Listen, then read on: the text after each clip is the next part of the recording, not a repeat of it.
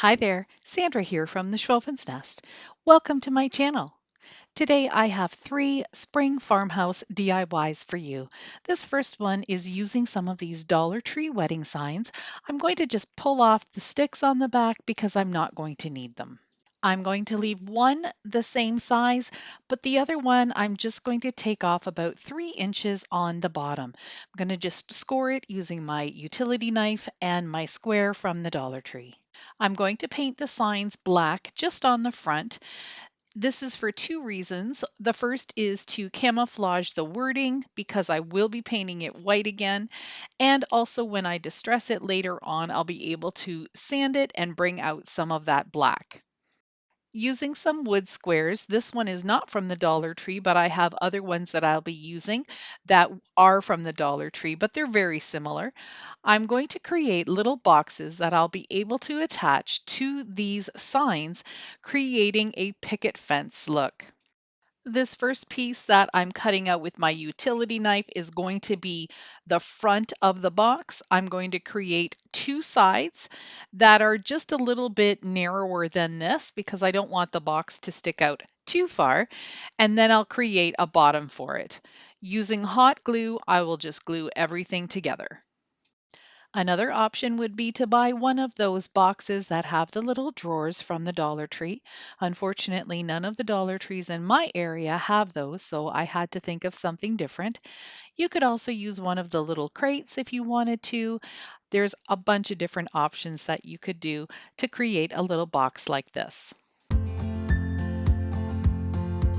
I went ahead and painted all of the boxes and the signs in black, just one coat. And now that that's dry, I'm going ahead and using some of my white paint.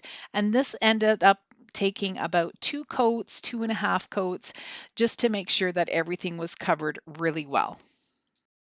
What I like to do when I'm doing the second coat is go in the opposite direction of the brush strokes that I did for the first one. So I'm going in a horizontal this time, and the first time I went vertically. That is called cross hatching. It's not 100% how cross hatching works, but it does help to fill in any of the brush strokes from the first coat. I have a new obsession and it's called printing on tissue paper. I create all sorts of printable designs. They're available on my website and on Google Drive, so they're both linked in my description box below. And I love doing this because when I put the tissue paper on white backgrounds, it totally disappears. It's not like when you print on regular paper, you really can see the edge of the paper. This you can't. So here I am just cutting as close to the image as I can. Then I'm going to use a small brush and apply the Mod Podge to my project. Then I'll just take my brush, pick up that little piece of tissue paper label, and put it right onto my project. Using the brush and making sure that I have a good amount of Mod Podge on it, I'm going to start from the center and push my way out. Pouncing a little bit helps to get rid of any of the bubbles or wrinkles, and it really helps also to blend that tissue paper right in with your project. Be very gentle when you're working with tissue paper because it does tear easily, but it turns out absolutely amazing. Using some coarse grit sandpaper, I'm going to go around the edges of the sign and the box to bring out some of that black that I painted underneath. After I was done this sanding, I decided I wanted to have a little bit more distressing. So I'm just going to dry brush with a little bit of black paint, dab off the excess, and then go over it lightly all over.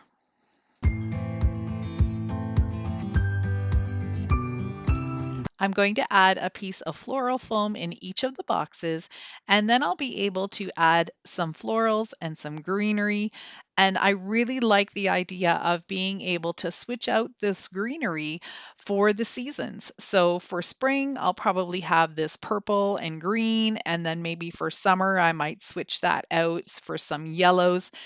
In the fall, it'll be perfect to have some cotton and maybe some orange flowers or maybe even a couple of pumpkins sitting in there. So these turned out absolutely gorgeous.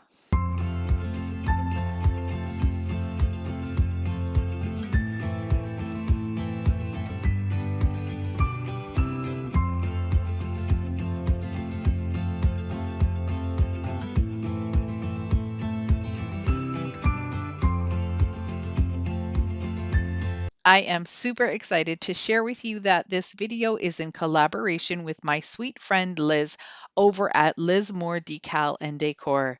If you are not subscribed to Liz's channel, you are definitely missing out. She is an amazing creator and she does Dollar Tree, farmhouse, seasonal decor. She's also doing some tutorials for Cricut and beginner crafters. So get on over there, hit that subscribe button and that notification bell, and tell her I sent you. My second spring farmhouse DIY for you is using this thrifted jewelry holder. It stands really nice and tall, but it has a cat at the top. I don't need the cat. I'm going to take my little saw and I'm going to cut that baby off. Next, I'm going to take this rolling pin handle and it's already got a hole in it and it fits a 1/4 inch dowel perfectly. What I'm going to do then is drill a hole at the top of the post a 1/4 inch so I can fit that dowel in and then glue it in place. I just added a little bit of hot glue down into the bottom of the hole and the dowel fit in perfectly. The bottom of this base was really plain, so I decided to dress it up a little bit, give it a little bit more character. I'm taking these medium-sized tumbling tower blocks. They're bigger than the ones you can get at the Dollar Tree, but those would work just fine. I'm going to just glue them into a square, and that just gives a little bit more dimension to this piece. I'm going to give this a couple of coats of white paint. Now this is a DIY chalk paint and I do have the recipe down in my description box. It is a fantastic recipe that I originally got from another channel and I love it because it dries super fast. So I'm going to paint the base of this. I'm going to paint the pole and the arms, but not the two little finials or the rolling pin handle. Using some black acrylic paint, I'm going to go ahead and paint these two end finials and the rolling pin handle in black. It's just going to give it more of a farmhouse look. Using a piece left over from a Dollar Tree sign, I'm going to just peel off the print.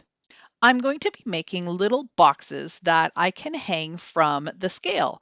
So I'm going to take this piece and cut it into 2-inch pieces, and they're really easy to score using my Dollar Tree square and my utility knife.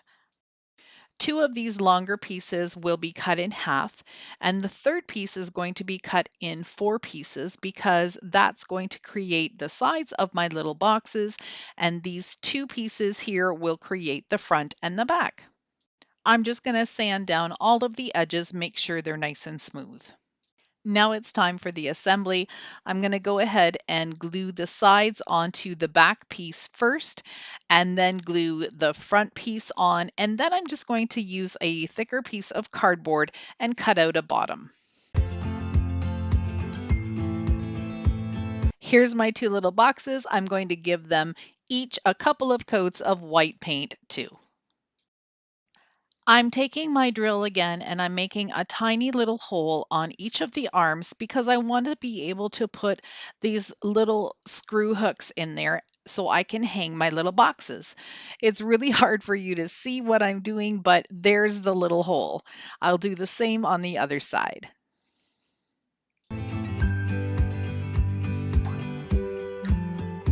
I'm gluing another little piece of floral foam in each of these boxes. I needed something to be able to hang the boxes, and at first I was reaching for the regular brown twine that you can get at the Dollar Tree, but then I remembered that I have this black and white baker's twine, and I thought that would be so cute because it'll match in with the colors of this little project. I tied a couple of knots in each end, and that's what I'm going to glue onto the side of the boxes. I also started to add just a couple of rows of the same twine down at the bottom. It just adds a little bit more interest and brings the piece all together. I just used a dab of hot glue at the beginning and the end. And because I just love this black and white baker's twine, I thought, hey, why not add a few little swirls to the top of the rolling pin handle? So I hot glued it and did that as well. I'm just going to add some greenery to this using some boxwood that I pick up at my dollar store and a little bit of some vine. I am super happy with how this project turned out. It is adorable.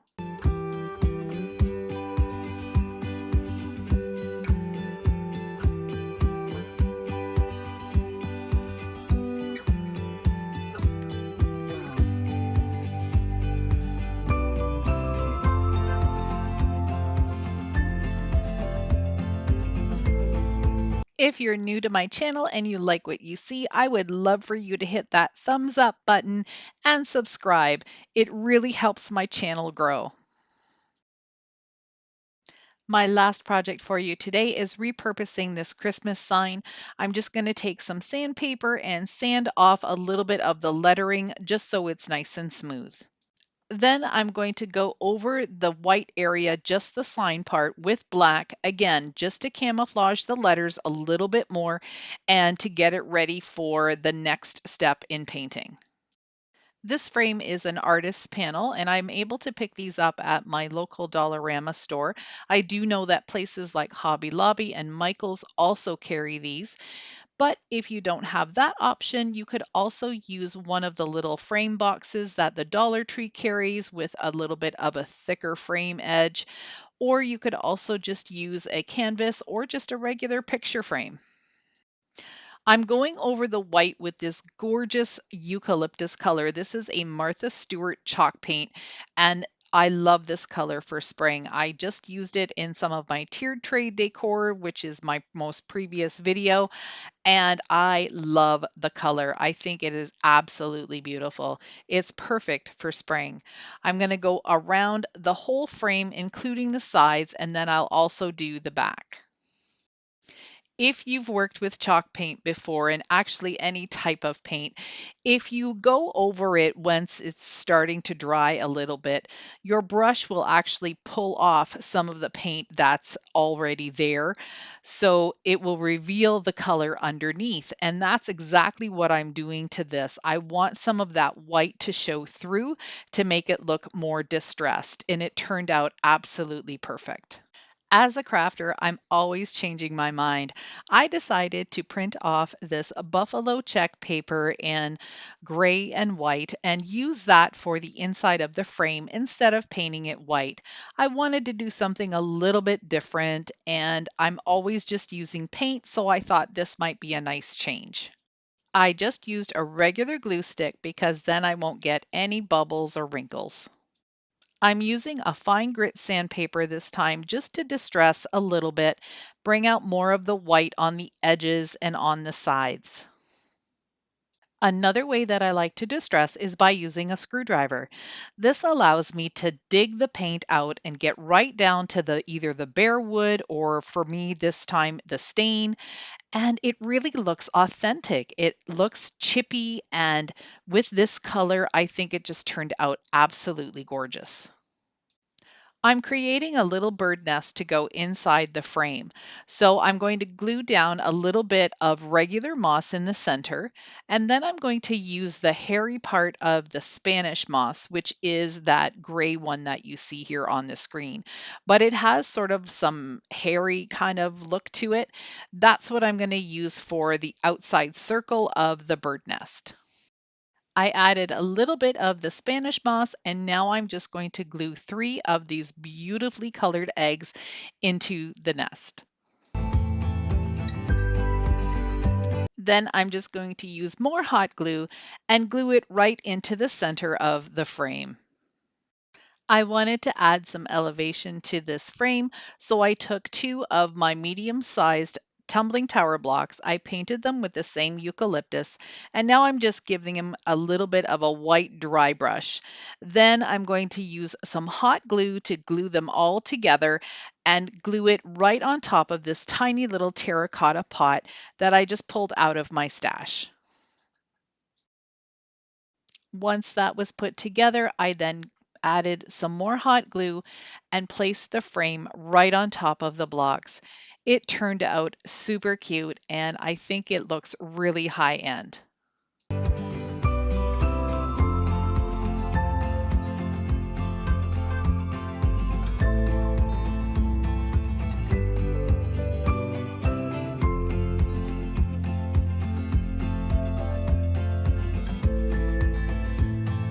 I really hope you enjoyed my projects today. If you did, I'd love for you to stick around. Hit that subscribe button. It's my logo, and that black arrow will show you exactly where to click. Thank you so much for watching. I really appreciate your support. Bye for now.